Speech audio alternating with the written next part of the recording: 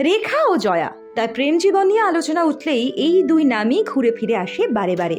তবে জানেন কি, অমিতাভের প্রথম প্রেমিকার বাস ছিল এই শহরেই, নাম ছিল মায়া।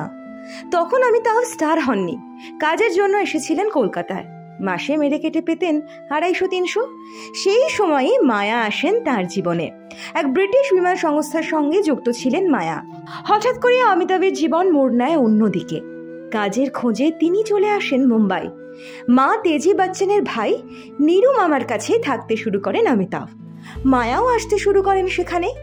নীরু মামা মায়ের চেনা, যদি বলে দেয় প্রেমের কথা, ভয়ে বাসা বদল করতে মরিয়া হয়ে ওঠেন অমিতাভ। অভিনেতা জালাল আঘা অভিনেতা মেহমুদের বাড়িতে থাকার বন্দোবস্ত করে দেন অমিতাভকে। অমিতাভও চলে আসেন। সমস্যা সূত্রপাত তখন থেকেই। মায়া ছিলেন ভীষণ বোল্ড, মাঝে মধ্যেই প্রকাশ্যে ফ্লার্টও করতেন। মেহমুদের ভাই আনোয়ার আলী ও অভিনেতা আগার এই ব্যাপারটা একদম ভালো লাগেনি। তারাই সাবধান করেন অমিতাভকে, বলেন বচ্চন পরিবারে এই মেয়ে কোনো মতেই মানিয়ে নিতে পারবে না। তাদের কথা অমিতাভও মেনে নেন। ছিন্ন হয় মায়ার বাঁধন। আজ মায়া কোথায় কেউ জানেন না, তার কোনো ছবিও নেই।